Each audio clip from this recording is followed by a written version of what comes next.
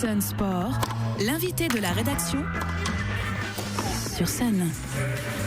7h42 sur Sun, nous sommes le jeudi, autrement dit, on va parler sport sur Sun. Ce matin, ça se passe avec Marianne Buron. Bonjour Marianne. Bonjour Thomas. Et je te remercie d'avoir invité ces deux personnes qui sont avec toi ce matin parce que je me sens tout petit, tout fin, tout maigrichon, tout ça parce qu'ils font du crossfit. Moi je dis c'est juste une excuse pour avoir des beaux garçons dans le studio. Va peut-être falloir t'y mettre Thomas. Je pense que ça va être une résolution à prendre rapidement. Je l'ai fait, tu peux le faire. Ah écoute, dans ce cas là c'est un défi en plus à l'antenne. Merci Exactement. beaucoup. Merci beaucoup, très bien. Bon je note CrossFit pour la prochaine fois. Bon, est-ce qu'on peut en savoir un petit peu plus du coup? Bien sûr, parce que dans les Sun Sport, on aime bien parler des sports émergents. Aujourd'hui, j'ai choisi de parler de CrossFit. Pour faire bref, mes invités en parleront certainement mieux que moi tout à l'heure. Mais le CrossFit est une méthode de préparation physique bien spécifique. J'ai été le tester et franchement, ça rigole pas. Donc aujourd'hui, je suis avec Floriantin et Jean-Baptiste Ravalet qui sont entraîneurs à la CrossFit War Machine. Bonjour. Bonjour. Merci d'être avec nous ce matin. Bon alors, est-ce que vous pouvez commencer par nous présenter le concept du CrossFit ? Alors le CrossFit, c'est une méthode de préparation physique qui date de 74, qui a été créée par un Américain qui s'appelle Greg Glassman, qui à la base était pour les forces spéciales et les forces de l'ordre. Donc en fait, il était démarché pour essayer de créer une méthode qui permette à l'athlète, en l'occurrence le soldat ou le policier, d'aller chercher la polyvalence. Voilà, ça sert à rien d'être extrêmement fort, mais d'être incapable de courir 10 km. Ça sert à rien d'être capable de courir un marathon, mais d'être incapable de faire des tractions ou simplement soulever son poids de corps avec une barre sur les épaules. Donc le but, c'est vraiment d'aller chercher la virtuosité dans les mouvements et la polyvalence en utilisant les techniques de préparation physique les plus efficaces. On n'a jamais rien fait de mieux que la force athlétique, que l'haltérophilie, que la gymnastique, que l'athlétisme. Et donc il a combiné ces méthodes-là pour pouvoir créer le CrossFit. Donc cross qui signifie croisement et fit qui signifie fitness, mais pas le fitness où on fait du step. C'est fitness, c'est ce qui signifie en fait être capable d'être en forme. Voilà, donc le but c'est vraiment d'être capable d'utiliser son corps dans toutes les dimensions, avec des charges additionnelles, etc., d'avoir la polyvalence pure.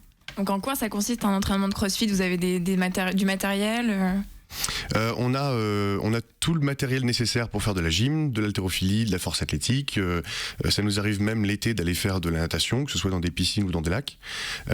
Et voilà, donc on a des barres d'haltérophilie, on a des anneaux de gym, on a des barres de traction.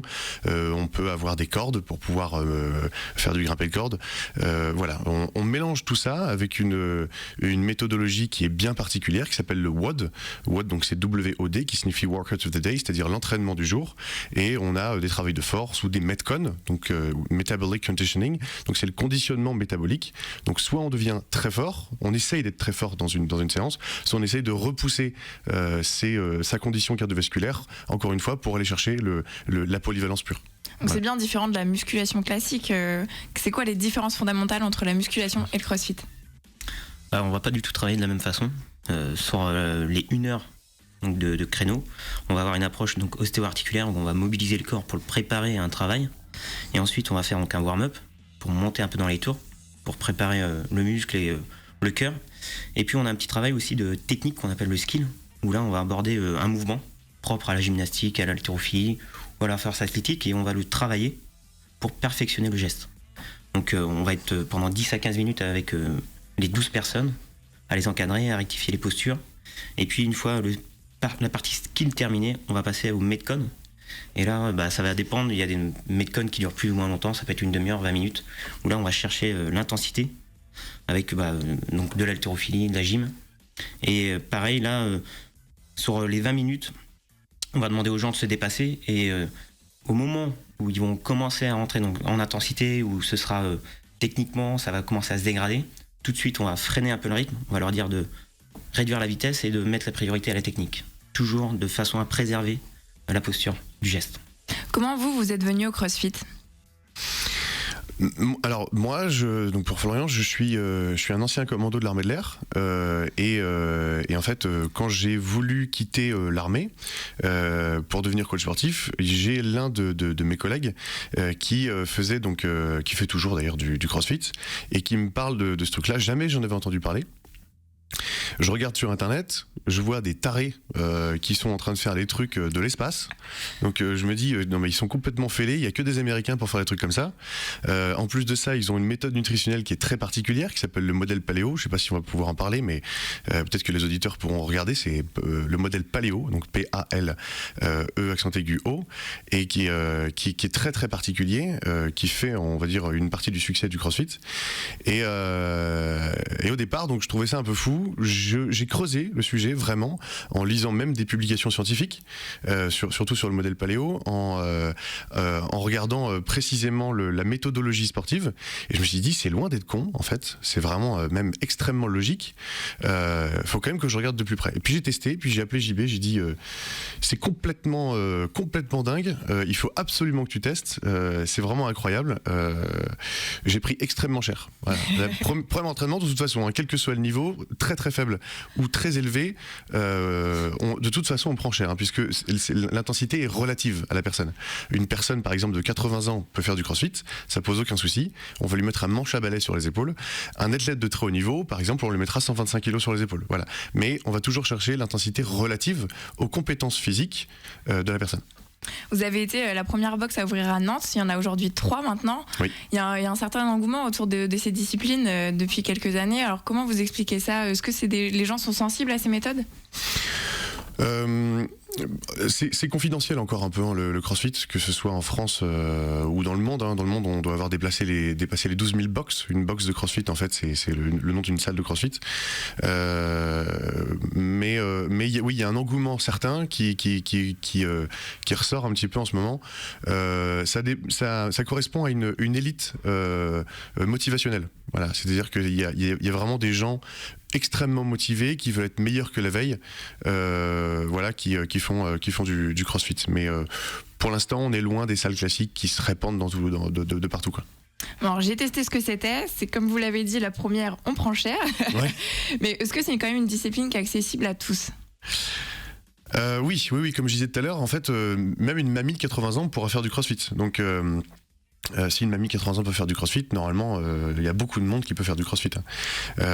C'est toujours adapté. Hein. On va adapter, que ce soit en nombre de répétitions, que ce soit en charge, que ce soit en intensité. Voilà, le CrossFit, c'est mesurable, répétable et adaptable. C'est-à-dire que mesurable, je peux me rendre compte de mon évolution au fil du temps. Hein, c'est mesurable. Le mois prochain, je pourrais faire encore mieux. Un an après, je fais encore mieux. Adaptable, donc à n'importe qui. Et répétable, je peux le refaire facilement puisque je connais la structure et je peux la réutiliser assez facilement. Il y a une certaine notion psychologique quand même, parce que vous parliez du dépassement de soi, où c'est un moment où on doit s'arrêter quand on n'en peut vraiment plus. Donc est-ce que c'est un aspect aussi du CrossFit de se dépasser et d'aller au plus loin de ses limites? On va toujours chercher à se dépasser. Après, dans une certaine mesure, parce que le problème, c'est qu'il y a dans les séances qu'on peut faire, surtout les séances d'essai, je dirais que ça arrive souvent aux hommes d'aller au-delà des limites et en fin de compte de ne pas pouvoir terminer la séance. On va dire qu'ils finissent dans des états pas possibles. Donc du coup, c'est toujours chercher vraiment à être à la limite de la zone rouge. Toujours. Donc chercher l'intensité sans pour autant partir sur des mouvements, comme je le disais tout à l'heure, où ça va se dégrader, ça va devenir pas propre et du coup au niveau postural mauvais pour la personne. Mais toujours sur chaque séance, on va aller chercher à se dépasser.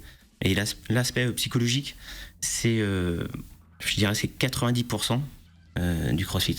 Après, sur l'aspect physique, je veux dire, n'importe quelle personne, une personne qui a jamais fait de sport, peut venir faire du CrossFit.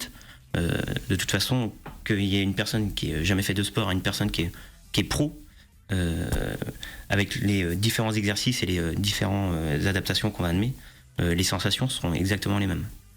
Assez paradoxalement, j'ai constaté que pour un sport individuel, il y a un fort esprit d'équipe avec tout le monde qui s'encourage, qui est là quand ça devient dur. Est-ce que c'est quelque chose aussi qui est attaché au CrossFit, cette notion d'équipe ? Ça fait partie vraiment intégrante du CrossFit. C'est-à-dire que tout le monde sait quel que soit son niveau, ce que vit la personne en face, que ce soit en face ou au fond de la salle. Étant donné qu'on est à une intensité relative, comme je vous disais, une personne de 80 ans avec un manche à balai va vivre 100% de son intensité, en tout cas se rapprochera de son intensité relative, tandis que l'athlète de haut niveau, lui aussi sera à 100%, mais il n'aura pas du tout la même charge. Donc ils sont tous les deux, on va dire, proche de la zone rouge, comme disait JB, et à la fin de la séance, on sait ce qu'a vécu l'autre. On est dans l'empathie, on se rend vraiment compte on va dire, de la difficulté qu'il a surmontée. C'est un petit peu le corps, l'état d'esprit du corps militaire, c'est-à-dire que il y a une cohésion en fait qui se met en place automatiquement. Il n'y a même pas besoin d'essayer de le mettre par une sorte de règlement que ce soit. Non, tout se met automatiquement. À la fin, tout le monde se claque dans les mains, tout le monde s'encourage. Imaginons qu'il y a une personne qui est terminée avant l'autre. Elle va terminer. Bon, déjà, elle va récupérer un petit peu, boire un coup, et après, elle va gueuler vraiment. Hein, ça gueule dans tous les sens. Allez, accroche-toi. Bon, voilà. Et c'est génial parce que ça permet vraiment d'avoir une émulation et donc d'être aidé à repousser constamment ses limites physiques et de faire en sorte qu'au bout de 6 mois on fait des choses avec son corps que jamais on n'aurait pu faire autre part. C'est vraiment le but d'une salle de CrossFit. Si au bout de 6 mois on fait pas des choses qu'on n'était pas capable de faire, enfin qu'on aurait pu être capable de faire autre part, ça sert à rien d'être dans une salle de CrossFit. Voilà, c'est vraiment le but pur. Et ben voilà, vous l'avez entendu, tout le monde peut en faire et je vous invite à aller essayer. Donc votre box, elle est à Chantenay.